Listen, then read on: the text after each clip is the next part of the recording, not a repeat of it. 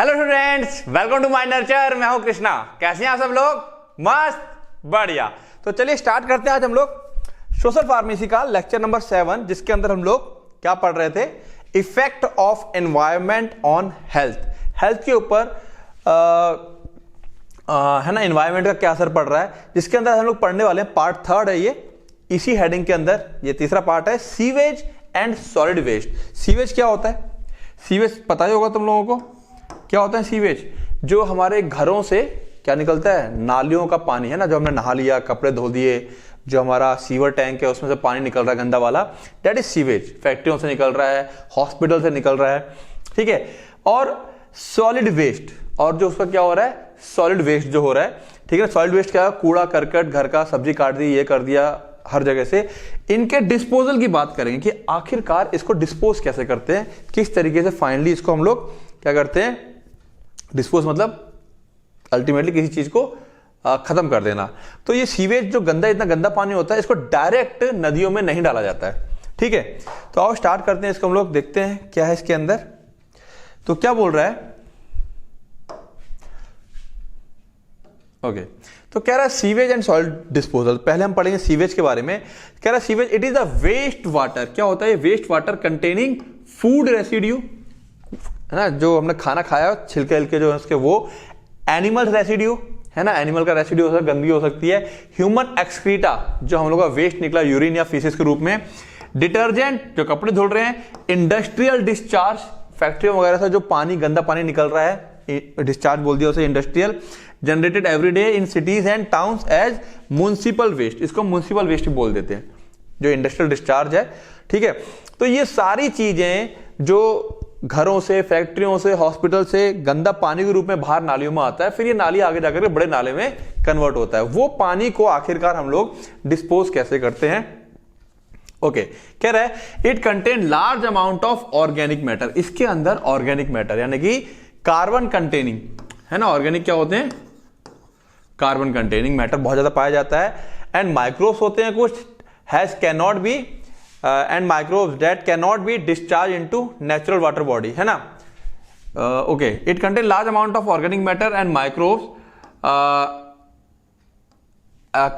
cannot that, अच्छा ठीक है, कह रहा है that, और इनको हम लोग डिस्चार्ज नहीं कर सकते हैं नेचुरल वाटर बॉडीज में, लाइक रिवर्स या कोई नहर है, because it contain harmful pathogenic microbes, ठीक है। इसके अंदर क्या होते हैं? हार्मफुल पैथोजेनिक माइक्रोब्स होते हैं, तो इसको हम लोग डायरेक्ट डिस्चार्ज नहीं कर सकते, डायरेक्ट नदियों में, नहरों में नहीं डाल सकते।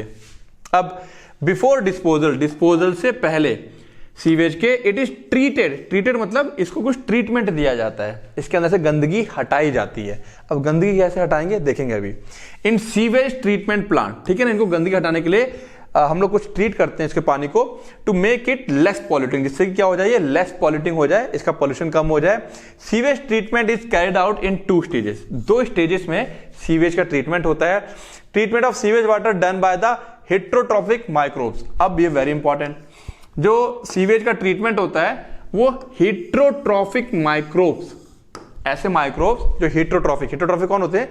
जिनका खाना पीना दूसरों पर डिपेंड होता है, उन माइक्रोब्स के द्वारा किया जाता है, जो कि नेचुरली प्रेजेंट इन सीवेज, जो कि सीवेज में नेचुरली प्रेजेंट होते हैं। कैसे क्या होता है, सारी बातें अभी हम करेंगे। अब sewage treatment carried out in 2 stages का ट्रीटमेंट किया जाता है, प्राइमरी ट्रीटमेंट और सेकेंडरी ट्रीटमेंट। प्राइमरी ट्रीटमेंट में क्या होता है समझते हैं बात को, मोटा मोटा बता देता हूं मैं अभी। घरों से ये ट्रीटमेंट सेंटर है, ठीक है, पानी आया, यहां से, यहाँ पे फिल्टर वगैरह लगा रहता है, तो इसमें जो कंक्रीट वगैरह होता है, बड़े बड़े कागज होते हैं, पॉलिथीन होती है, वो सब यहाँ रुक जाती हैं, और जा करके इस वाले टैंक में पानी चला जाता है। फिर इस वाले टैंक में हम लोग क्या करते हैं, छोड़ देते हैं थोड़ी देर के लिए। तो जितने भी रेत और गाद होती है, गाद समझते हो ना, भारी मतलब रेतीला आइटम, मटमैला आइटम, वो सारा यहाँ पर क्या करेगा, बैठ जाएगा, है ना। अब तुम खुद सोचो किसी पानी के अंदर मिट्टी मिला दो, हिला के छोड़ दो, फिर वो मिट्टी धीरे धीरे बैठ जाएगी और ऊपर पानी पानी रह जाएगा।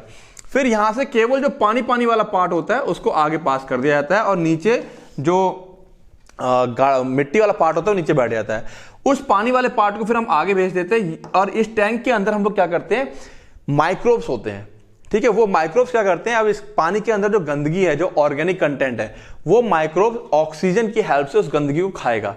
वो गंदगी कम हो जाती है, फिर फाइनली उसके अंदर क्लोरीन वगैरह डाल करके हम उसे नहर में डाल देते हैं। तो प्राइमरी ट्रीटमेंट जहां पे हमने मिट्टी का सेटलमेंट करवा लिया, सेकेंडरी ट्रीटमेंट जहां पर हमने उस पानी के अंदर जो ऑर्गेनिक पॉल्यूटेंट था उसको माइक्रोब्स के द्वारा खिलवा दिया और बाकी पानी को हमने आगे पास करा दिया। अब दोनों स्टेप को बारी बारी से पढ़ेंगे और समझेंगे। यहां तक बात क्लियर होगी।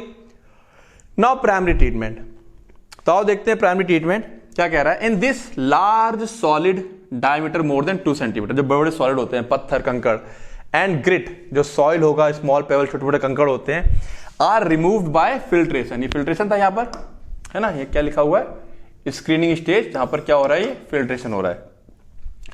एंड सेडिमेंटेशन, यानी कि यहां पर हम लोग बड़े बड़े कंकड़ पत्थर को आगे वो लगा रहता है, उससे छन जाते हैं, वो अलग हो जाते हैं, प्लस सेडिमेंटेशन, बाकी जो महीन मिट्टी के पार्टिकल होते हैं वो नीचे बैठ जाते हैं।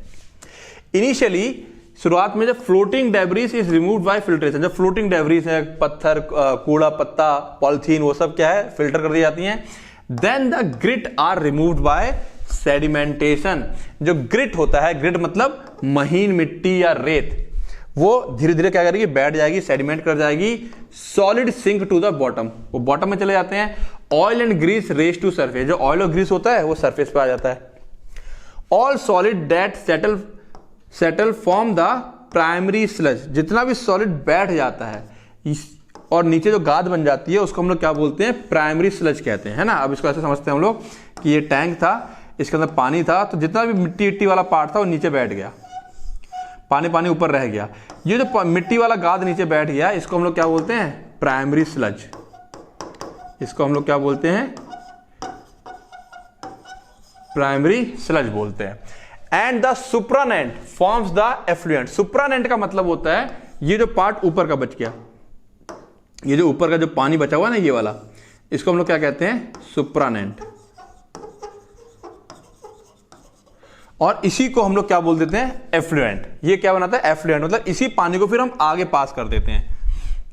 The effluent from primary settling tank is taken to secondary treatment. अब ये वाला जो पानी होता है इसको हम लोग आगे नेक्स्ट टैंक में ले जाते हैं। क्लियर है बातें, बात समझ में आ रही है? ओके। अब जो एफ्लुएंट है, ये वाला जो पानी है, इसको हम अगले टैंक में ले जा रहे हैं। अब स्टार्ट होता है हमारा सेकेंडरी ट्रीटमेंट। वो जो एफ्लुएंट हमारा दूसरे टैंक में आ गया, वो क्या कह रहा है, there are several methods of secondary treatment of sewage. बहुत सारे तरीके हैं, ठीक है, ट्रीट करने के। Example, oxidation tank method, trickling filter method and activated sludge system. कई सारे मेथड है, तो यहां पे हम लोग बात करेंगे एक्टिवेटेड स्लज सिस्टम की। अभी एक्टिवेटेड का मतलब क्या होता है, कौन एक्टिवेट हो जाता है, यहां पर बात करते हैं अभी। द प्राइमरी एफ्लुएंट, ठीक है, द प्राइमरी एफ्लुएंट, ठीक है, is passed into large aeration tank.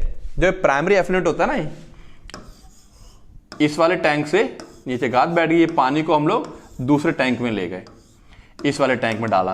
Pump पूरा सिस्टम होता है, पंप के थ्रू इस वाले टैंक में डाल दिया, ठीक है। एरेशन टैंक होते हैं, एरेशन टैंक का मतलब इसके अंदर ना इस तरह से वो लगे रहते हैं हिलाने के लिए, और इसके अंदर ना सिस्टम बना होता है कि इसके अंदर क्या जा सके, एयर जा सके।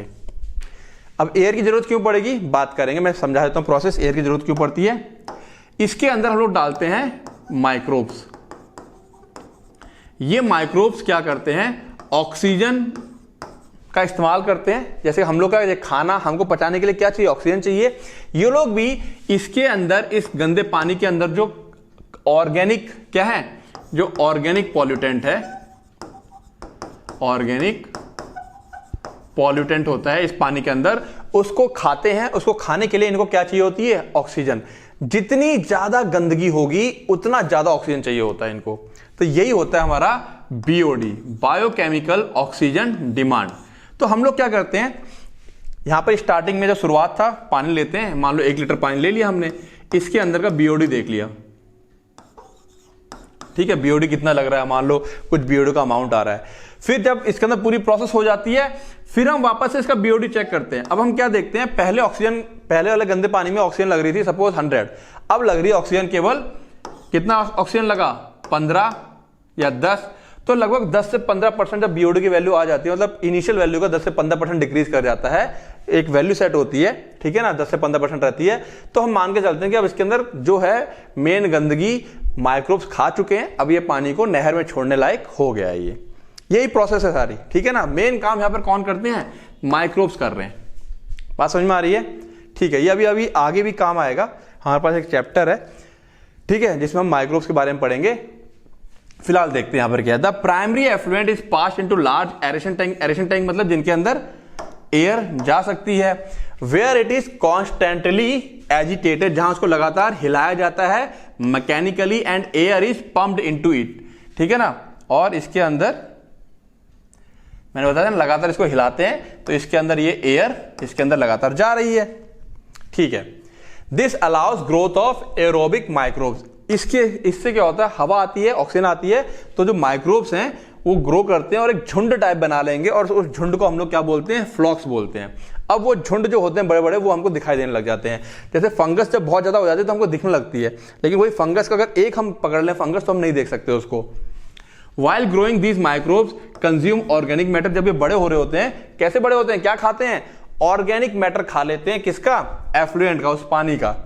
This reduces the BOD. अब जितना ज्यादा ऑर्गेनिक मैटर खा लेंगे तो पानी साफ होता चला जाता है, साफ पानी का बीओडी, बायोकेमिकल ऑक्सीजन डिमांड, कम हो जाती है ऑफ द एफ्लुएंट। अब जो फ्लॉक्स हैं, it is masses of bacteria associated with fungal.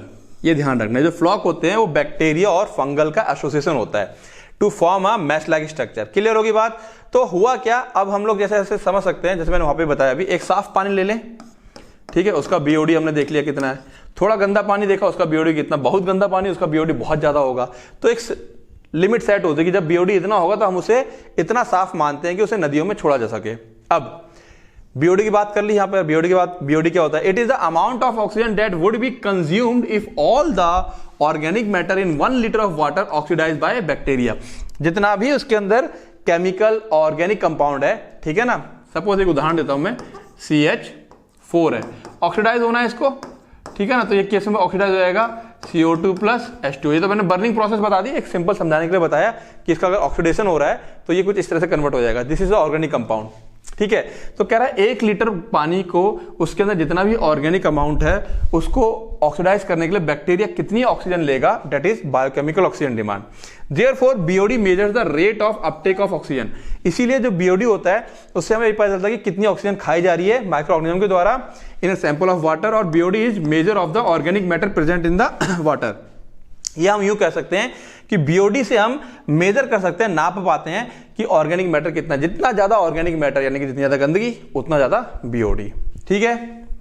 Greater the BOD of waste water more is the polluting potential, यानी कि उतना ज्यादा आगे जाके पानी को वो पॉल्यूट कर सकता है। बात समझ में आ गई। Once the BOD of sewage water reduce to 10 to 15% of raw sewage, 10 से 15% क्या हो जाए, रिड्यूस टू 10 से 15% तक आ जाए, it is passed into settling tank. अब फाइनली इसको हम लोग, तीसरा टैंक होता है सेटलिंग टैंक। सेटल मतलब वहां पे क्या सेटल होना है। अब देखो बात को समझते हैं। 3 टैंक हो गए, पहला वाला सेडिमेंटेशन वाला, दूसरा सेकेंडरी वाला। अब तीसरा जो टैंक होगा इसके अंदर इसको पास कर दिया जाता है। सेटलिंग क्यों कहा गया है, जो फ्लॉक्स हैं भाई, जो माइक्रोब्स हैं, ये थोड़ा छोड़ने हमको आगे। ये फ्लॉक्स हम लोग क्या करते हैं, यहां पे आके बड़े बड़े भारी भारी से हो जाते हैं, ये आकर यहां पर बैठ जाएंगे, ये आकर यहां पर बैठ जाएंगे, सेटल हो जाएंगे ये, ठीक है। That is called settling tank, ठीक है। तो क्या कह रहा है, once the BOD sewage water reduced to 10 to 15% of raw sewage, it passed into settling tank. settling tank में पास कर दिया जाता है, where the bacterial flocks are allowed to sediment. sediment मतलब नीचे बैठ जाना। This sediment is called activated sludge. ये activated होता है, ठीक है ना। इसको हम डाल देंगे दूसरे टैंक में तो दोबारा से एक्टिवेट होकर के ये फैलेगा और अपना काम करना शुरू कर देगा। इसी को कहा जाता है एक्टिवेटेड स्लज, इसलिए इसका नाम पड़ा activated sludge system. A small part of activated sludge is pumped back into the aeration tank. अब वापस से इसमें छोटा सा पार्ट उठा करके वापस हम इसमें डाल देते हैं। अब जो इसमें अगला पानी आया है ये उसमें खा पी के बड़े होंगे, फिर उसका पानी खाएंगे, ठीक है ना। तो कह रहा है small part of activated sludge is pumped back into the aeration tank to serve as a inoculum. Inoculum मतलब किसी चीज के अंदर कोई चीज डाल देना, फिर उस चीज के अंदर फैलेगी। तो हमने उसको थोड़ा सा डाल दिया, अब उसके अंदर वापस फैलेगा मतलब उस वाले टैंक से सारी गंदगी खाना शुरू करेगा। The remaining major part of the sludge is pumped into other larger tanks called anaerobic sludge digester. बाकी जो पार्ट था ना ये वाला, इस एक्टिवेटेड स्लज को, इसको हम लोग किस में डाल देते हैं, एनएरोबिक स्लज डाइजेस्टर में डाल देते हैं। यहां क्या होगा, देखो नाम ही बता रहा है एनएरोबिक, जहां पे ऑक्सीजन नहीं है। स्लज डाइजेस्टर स्लज को डाइजेस्ट करेगा, खा के स्लज को खत्म करेगा। Here other kind of anaerobic bacteria digest the aerobic bacteria and the fungi in the sludge. दूसरे प्रकार के जो बैक्टीरिया होते हैं, क्योंकि भाई ये जो बैक्टीरिया है जिन्होंने स्लज खाया गंदे हो गए ना, इनको हम पानी में नहीं छोड़ सकते, तो हम दूसरे टैंक में डाल करके जो दूसरे बैक्टीरिया होते हैं उनके द्वारा इस एरोबिक बैक्टीरिया को खिलवा देते हैं। दूसरे बैक्टीरिया ने इन बैक्टीरिया को खा लिया स्लज वाले को। During this digestion anaerobic bacteria produce mixture of gases such as methane, hydrogen sulfide and carbon dioxide. This mixture of gases called biogas and used as a source of energy as it is inflammable. अब देखो इसको हम लोगों ने दूसरे bacteria से खिलवाया, उस समय गैस बनती है, उस गैस को हमने एज ए बायोगैस का इस्तेमाल भी कर लिया, है ना, फायदेमंद बात है। तो यही है हमारे पास ट्रीट करने का तरीका, डबल फायदा होता है इससे हमें। द स्पेंट स्लज, जो स्लज खाया जा चुका है, can be used as manure और ए पार्ट ऑफ कंपोस्ट। अब जो इन बैक्टीरिया ने जो उसको खाया, ठीक है, अब ये वाले बैक्टीरिया बच गए होंगे जिन्होंने स्लज वाले बैक्टीरिया को खाया, तो ये वाले बैक्टीरिया को हम लोग निकाल करके मैन्योर और कंपोस्ट की तरह से ढेर सा बन जाता है, उसकी तरह इस्तेमाल कर सकते हैं। फाइनली द ट्रीटेड एफ्लुएंट, अब जो ट्रीटेड एफ्लुएंट होता है is subjected to chemical treatment. अब उसके अंदर हम लोग कुछ केमिकल डालते हैं जिससे कि उसको डिसइंफेक्ट कर दें before releasing into the natural water body, और फाइनली उसको हम लोग नेचुरल वाटर बॉडी में रिलीज कर देते हैं। तो देखो बात बड़ी सिंपल है, 3 टैंक का काम है इसमें। बड़ा ध्यान से ये वाले पार्ट को अगर समझ में, अरे कहाँ जा रहा है, अगर समझ में ना आया हो तो वापस से इसे रिपीट करना, वीडियो पॉज करके बैक जा करके। क्लियर है बातें, क्या करना है, ठीक है। सबसे पहले सेटलमेंट हुआ, जो गंदगी थी वो बैठ गई। दूसरे टैंक में बैक्टीरिया से हमने खिलवाई गंदगी। तीसरे टैंक में जिन बैक्टीरिया ने गंदगी खा ली थी उन बैक्टीरिया को दूसरे बैक्टीरिया से खिलवा दिया। अब जो ये खा के अब जो चीज बच गई वो मैन्योर या कंपोस्ट होती है, जो कि खेतों में डाल दी जाती है, फायदेमंद होती है, ठीक है। इसी तरह देखो रिवर एक्शन प्लान, ये क्या चीज होती है, to protect the river of India from sewage pollution, है ना। सब लोग क्या करते हैं, नदियों में डाल देते हैं। द मिनिस्ट्री ऑफ एनवायरमेंट, जो मिनिस्ट्री ऑफ एनवायरमेंट है and forest of India, has initiated Ganga action plan. उसने गंगा एक्शन प्लान बनाया and Yamuna action plan.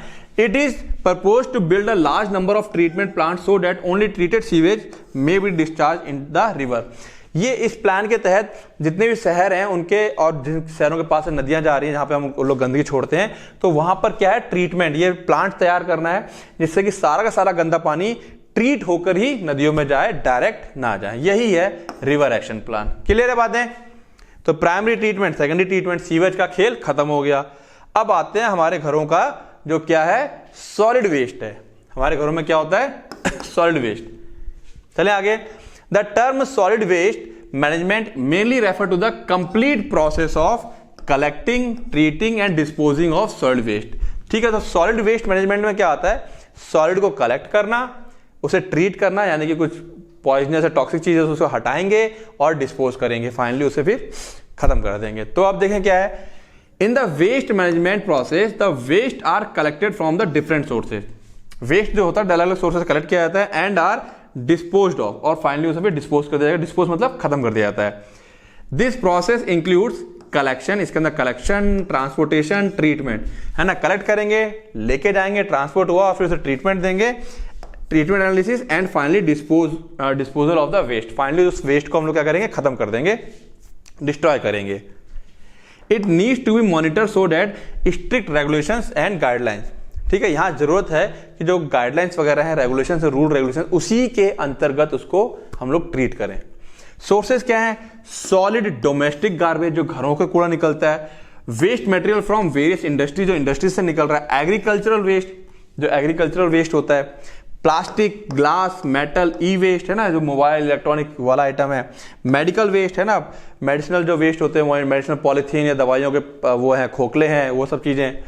Construction waste, sewage sludge, sewage sludge ऊपर वाला आ गया, और कंस्ट्रक्शन वेस्ट, जो कंस्ट्रक्शन जब हम लोग करते हैं तो बहुत सारा वेस्ट होता है, धूल मट्टी, उसको हम ले जाकर क्या करते हैं, कूड़े में फेंक देते हैं, है ना। ईंट टूट गई, चूरा बन गया, वो सब किस में आ गया, कंस्ट्रक्शन वेस्ट में आ गया, ठीक है। अब सॉलिड वेस्ट मैनेजमेंट, अगर घरों की बात करें तो उसको मैनेज कैसे किया जाता है। सबसे पहले हम लोग क्या करते हैं, इसको अलग अलग कर लेते हैं। क्या कर लेते हैं, अलग अलग, है ना। आजकल तुम लोगों ने देखा होगा, तुम लोग घरों के बाहर अगर कूड़े वाला आता है तो उसके पास भी अलग अलग तरह की वो रहती हैं, ऑरेंज, ग्रीन, पिंक, इस टाइप की बाल्टियां रहती हैं। अब देखो इसमें क्या रहता है, जो पेपर वाले के लिए येलो रहता है, ग्लास के लिए पर्पल रहता है, ऑर्गेनिक साफ सब्जियों वाला कूड़ा है तो कौन सा आएगा, ये हरा आ जाएगा। इस वाले वेस्ट को तो ऐसे ही फेंक दो, अपने आप गल जाएगा। ये पेपर वाला वेस्ट भी क्या है, ऐसे ही फेंक दो, अपने आप गल जाएगा। कांच वाला और प्लास्टिक वाला थोड़ा दिक्कत देता है। क्लियर है बातें? तो इस तरीके से हम इसको मैनेजमेंट करते हैं, सबको सेपरेट कर लिया जाता है। अब बात करें डिस्पोजल की, तो the process of waste handling and disposal varies in different country. हर कंट्री में अलग अलग तरीके से होता है। In India the process differ according to the source of solid waste. Process क्या करता है कि किस हिसाब का सोर्स है ना, सोर्स देखते हम कैसा है। They can be classified as, source दो तरीके होते हैं, म्युनिसिपल सॉलिड वेस्ट, घरों का वेस्ट आ रहा है, और हजार्डस सॉलिड वेस्ट, ऐसा वेस्ट जो नुकसान पहुंचा सकता है, उसी के अकॉर्डिंग हम उसका क्या करते हैं, डिस्पोजल करते हैं।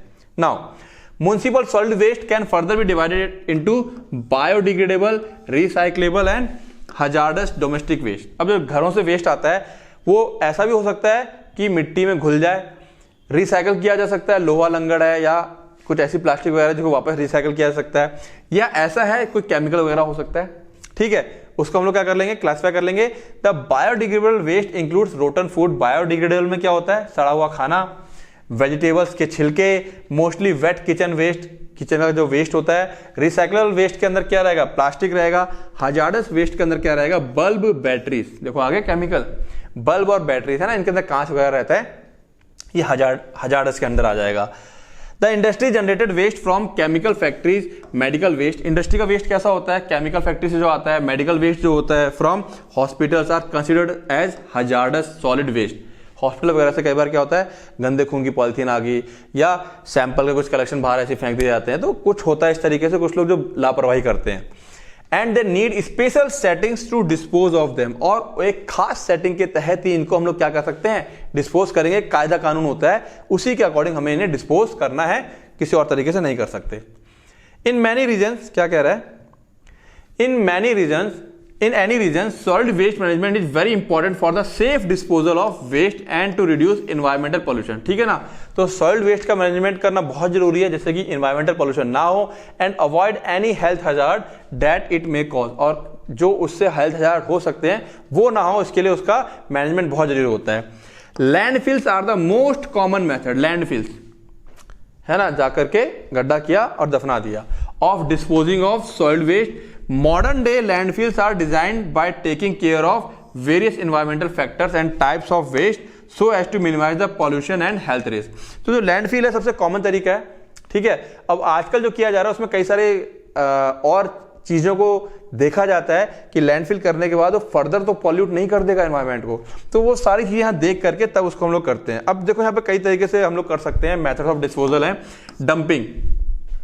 देखा होगा शहर के बाहर कई बार एक ढेर ऐसा होता है जहां पे पूरे शहर का कूड़ा आता है, डंप कर दिया सीधा सीधा। कंट्रोल टिपिंग या सैनिटरी लैंडफिल, ये है लैंडफिल। यहां पर हम लोग क्या करते हैं, एक प्रॉपर ऐसे जो रहेगा, एक गड्ढा सा रहता है, ठीक है ना, और इसके अंदर अपने सारे जो रहता है ना करके, मतलब ये जमीन रहेगी इस टाइप से, ये अर्थ का स्ट्रक्चर है, एक गड्ढा सा रहता है, ये इस तरह से हम इसके ऊपर आ जा सकते हैं। उसके अंदर यहां पर हम लोग क्या करते हैं, कूड़े को सेट कर देते हैं। ठीक है, तरीका होता है करने के, इंसनरेशन, भस्म कर देना। इंसनरेशन मतलब भस्म कर देना। जैसे अगर तुम लोग गैस के ऊपर कागज रख दो तो एकदम राख जैसा कुछ नहीं बचता, भस्म हो गया। भस्म हो जाएगा तो कूड़ा बचेगा नहीं, जिसको भस्म किया जा सकता है भस्म कर देंगे। कंपोस्ट कर लेंगे, कंपोस्टिंग सुना होगा, गड्ढा खोद करके जो उसमें खाद वगैरह बनती है। मैन्योर पिट्स होते हैं ना, इसमें भी क्या होगा, गड्ढे खोदेंगे, ये ऑर्गेनिक के लिए रहेगा, मैन्योर पिट्स होते हैं। ब्यूरियल, दफना देंगे, गड्ढा खोदा, कूड़े को दफना दिया, वो किसी काम का नहीं है। ठीक है, तो इस तरीके से हम लोग इसको क्या कर सकते हैं, डिस्पोज कर सकते हैं। आगे आए अब जरा, harmful effect of solid waste. अगर सही से ना करें तो इसके हार्मफुल इफेक्ट क्या होंगे। इफेक्ट ऑन बायोडाइवर्सिटी, जो हमारी बायोडाइवर्सिटी है, जो वहां पे आसपास के जीव जंतु है, उनके ऊपर असर पड़ सकता है। बैड ऑर्डर ऑफ वेस्ट, अगर उसके आसपास लोग रह रहे हैं तो गंदी बदबू फैल सकती है। प्रोडक्शन ऑफ टॉक्सिक गैस, जहरीली गैसें निकल सकती है वहां से। डिग्रेडेशन ऑफ नेचुरल ब्यूटी, भाई खराब लगता है देखने में, अच्छा खासा शहर था, किनारे पे कूड़ा गंदा लग रहा है। एयर पोल्यूशन होगा, वाटर पोल्यूशन होगा, कोई गंदगी या केमिकल है रिस्क करके जमीन में जा सकता है। सॉइल पोल्यूशन, वहां की मिट्टी बंजर हो सकती है। स्प्रेडिंग ऑफ डिजीज फैल सकती है। क्लियर है बातें। तो ये थे हमारे पास sewage and solid waste treatment के तरीके कि क्या होते हैं और कैसे हम इसको ट्रीट करेंगे। ठीक है ना, क्या क्या कैसे कैसे हम इसको प्रिवेंट करेंगे। फाइनली इसका ट्रीटमेंट मेन था, कैसे हम इसको फाइनली डिस्पोज करते हैं। ठीक है, अब ये तो होना ही होना है, इसे बच नहीं सकते, मतलब कि वेस्ट तो निकलेगा ही निकलेगा। क्लियर है बातें? ठीक है, तो करना क्या है, इसको वापस एक बार रिवाइज करेंगे। ट्रीटमेंट वाले पार्ट में थोड़ा सा बच्चों को प्रॉब्लम आता है और उसको वापस रिपीट करके देखेंगे। क्लियर है? और तब तक हम जानते हैं अपने माइंड नर्चर ऐप के बारे में। आ जाओ, तो आओ जानते हैं अपने माइंड नर्चर ऐप के बारे में। तो यस, हमारे चैनल का जो नाम है माइंड नर्चर, उसी के नाम से अब ऐप आ चुका है जो कि गूगल के प्ले स्टोर पे मौजूद है। ठीक है, लेक्चर के लिंक में भी उसका डिस्क्रिप्शन दे रखा है, और चाहो तो डायरेक्ट कहां, प्ले स्टोर पे जाकर के उसको डाउनलोड कर सकते हो। ठीक है, अब देखो YouTube पर लेक्चर्स एंड नोट्स YouTube पर भी अवेलेबल है फ्री ऑफ कॉस्ट, है ना। जब मैं पहले से ही पढ़ा रहा था ये, तो मैंने बच्चों से प्रॉमिस किया था कि लेक्चर और नोट्स जैसे डाल रहा हूं मैं YouTube पर, ठीक वैसे डालता रहूंगा, कोई चेंज नहीं आएगा। जितने लेक्चर मेरे ऐप में होंगे, जितने नोट्स मेरे ऐप में होंगे, उतने लेक्चर और नोट्स आपको YouTube पर भी मिलेगा। बट क्या चीज आपको YouTube पर नहीं मिलेगी, वो चीज है 1 मार्क्स क्वेश्चन की प्रैक्टिस, जो 1 मार्क्स इंपॉर्टेंट क्वेश्चन होंगे। ठीक है ना, 1 मार्क्स क्वेश्चन में बेसिकली तुम्हारे पास क्या आते हैं, MCQ और फिल इन द ब्लैंक्स। ठीक है ना, ये तुम्हारे अब नए जो पैटर्न है, उसमें नया एग्जाम पैटर्न है। ठीक है ना, उसमें MCQ और फिल इन द ब्लैंक्स आ रहे हैं, दोनों मिलाकर के 10 नंबर के ये आते हैं, 10 नंबर के ये आते हैं। ठीक है, प्लस 2 मार्क्स क्वेश्चन, यानी कि आप इतना सारा पढ़ेंगे, यहां वो कुछ इंपॉर्टेंट क्वेश्चन दूंगा मैं 2 मार्क्स, 3 मार्क्स, 5 मार्क्स की। अगर केवल आप उतना ही पढ़ लेंगे तो पास तो गारंटी हो जाएंगे। ठीक है, और हाँ, जब डिटेल नॉलेज चाहिए होगी, ठीक है, तो उसके लिए पूरा लेक्चर पढ़ेंगे भी और समझेंगे भी आप लोग, मैं तो पढ़ा ही रहा हूं। ठीक है, और जिस बच्चे को केवल पास होना है, वो केवल मेरा क्या करेगा, इन क्वेश्चंस की प्रैक्टिस कर लेगा। लाइव क्लास होगी। अब मान लो मैं ये यूट्यूब पे लेक्चर को पढ़ा दिया है, अब वो कहीं कुछ तुम्हारा डाउट फंस गया है, ठीक है, तो वो कैसे कवर होगा वो, तो उसके लिए क्या होगा, लाइव क्लास होंगी। डाउट्स के लिए मैं आया करूंगा लाइव क्लास, जो कि अभी स्टार्ट ऑलरेडी हो चुकी है, बच्चे डाउट्स पूछ रहे हैं और क्लास चल रही है। सबसे बच्चों बड़ी चीज जो होने वाली है, MCQ टेस्ट की प्रैक्टिस। ये तो चलो एक बार को ठीक है, MCQ क्वेश्चंस की इतनी सारी प्रैक्टिस होने वाली है। हर लेक्चर से 15-20 क्वेश्चन, फिर पूरे चैप्टर से मिला करके 100-150 क्वेश्चन हो जाया करेंगे, जो कि तुम्हारे डी फार्म और सबसे इंपॉर्टेंट एग्जिट एग्जाम के ऊपर बेस्ड होने वाले हैं MCQ क्वेश्चन। अब देखो समस्या क्या है, ये MCQ क्वेश्चंस का टेस्ट हम लोग कहां नहीं ले सकते, यूट्यूब पर नहीं ले सकते। अब यूट्यूब पे क्या होगा मैं बताता हूं। ऐसे में चल रहा हूं, क्वेश्चन लिखा होगा, 4 ऑप्शन लिखे होगा, मैं बोलूंगा बच्चों ये क्वेश्चन है, ये 4 ऑप्शन है, इसका आंसर ये है। मजा नहीं आएगा ऐसे। ठीक है ना, मजा कैसे आएगा, क्वेश्चन सामने होगा, तुम पढ़ोगे और तुम आंसर क्लिक करोगे, पढ़ करके सोच करके, वो मजा आएगा, उससे प्रैक्टिस होती है असली। ठीक है ना, तो ये सबसे बड़ा पार्ट आपको मिलने वाला है। फिल इन द ब्लैंक्स के बारे में बात कर ही चुका हूं। Routine test for D pharm and exit exam, only 40% marks चाहिए, सबको पता है। 100 में से सबको कितने चाहिए, 40 नंबर में पास हो जाओगे। ठीक है ना, तो रूटीन टेस्ट का क्या मतलब है, मान लो चैप्टर 1 किसी सब्जेक्ट का खत्म हुआ, उसका टेस्ट हो जाएगा, फिर चैप्टर 2 खत्म हुआ, उसका टेस्ट हो जाएगा, फिर कंबाइंड टेस्ट होगा एक किसका, chapter number 1 plus chapter number 2 का, फिर चैप्टर 3 मान लो खत्म हो गया, फिर उसके बाद एक कंबाइंड टेस्ट होगा 1 + 2 + 3, इस तरह से चलता रहेगा। एक टाइम वो आएगा 1 + 2 + 3, मान लो 13 चैप्टर है, तो कंबाइंड टेस्ट हो रहे हैं। ये जो टेस्ट अगर बच्चा कोई मन से देता है, बहुत अच्छे मन से, तो मोर देन 95% उसका कहीं नहीं गया है। और अगर बेमन से भी दे रहा है, 20-30% तैयारी करके भी, तो 40% यानी कि 40 नंबर लाना, फिर उसके लिए फाइनल एग्जाम में बहुत आसान हो जाएगा। और सबसे बड़ी बात बेटा, जो पढ़ाई होगी ना हमारा, इस एग्जाम को टारगेट करके होगी। ठीक है ना, जो सब्जेक्ट तुम्हारे एग्जिट एग्जाम में आएंगे उसको टारगेट करके पढ़ाई होगी। यानी कि जब थ्योरी पढ़ोगे या क्वेश्चन अच्छे से कर ले जाओगे, तो MCQ तो बहुत आराम से कर ले जाओगे, और MCQ जब बहुत आराम से कर ले जाओगे, तो एग्जिट एग्जाम बहुत आराम से क्लियर कर ले जाओगे। बात समझ में आ रही है। और फीस बिल्कुल मिनिमल है, 1100 रुपए पूरे साल के लिए, सभी सब्जेक्ट्स की। फर्स्ट ईयर पूरा साल सभी सब्जेक्ट 1100 रुपए, सेकेंड ईयर पूरा साल सभी सब्जेक्ट फिर से 1100 रुपए, यानी कि 1 साल की फीस आपकी 1100 रुपए पड़ रही है। इस फीस को अगर आप अपनी कॉलेज फीस से कंपेयर करोगे तो ना के बराबर है। महीने का तुम्हारा 92 रुपए समथिंग पड़ता है जाकर के। इससे सस्ता, चीप और बेस्ट चीज आपको नहीं मिलने वाली है। उसके बाद भी अगर कोई क्वेरी है, कोई चीज समझ में नहीं आ रही है ऐप को लेकर के, ठीक है, या कुछ बच्चों को ये दिक्कत है, नोट्स का लिंक जो डिस्क्रिप्शन में दिया रहता है लेक्चर के, यूट्यूब के सभी लेक्चर, मेरा कोई लेक्चर ऐसा यूट्यूब पे नहीं है जिसमें मैंने नोट्स नहीं दिया है। ठीक है, जिन बच्चों को नहीं पता, डिस्क्रिप्शन से निकालना नहीं आता है, मुझे कॉल कर ले या किसी अपने दोस्तों से पूछ लें। ठीक है, उसके बाद भी कोई दिक्कत है तो बेझिझक बिना हिचकिचाए मुझे कॉल करें, डाउट क्लियर करें इस चीज को लेकर के, सर कैसे क्या है। ठीक है, मैं तुम लोगों को वो चीज बता दूंगा। क्लियर है, बात समझ में आ गई। और सबसे बड़ी चीज, ये सब करने के लिए क्या करना पड़ेगा? Yes, revision. बिना रिवीजन के आप ये सारी चीजें नहीं कर पाओगे, यानी कि पढ़ना पड़ेगा, है ना। तो रिवीजन जरूर जरूर जरूर करना। मैं हमेशा कहता हूं रिवीजन ही है सिलेक्शन। रिवीजन करोगे तो लाइफ में हर एक चीज में अचीव पा लोगे, हर एक चीज आपको अचीव हो जाएगी। ठीक है ना। तो क्या करते रहो, रिवाइज करते रहो और पढ़ते रहो। All the best.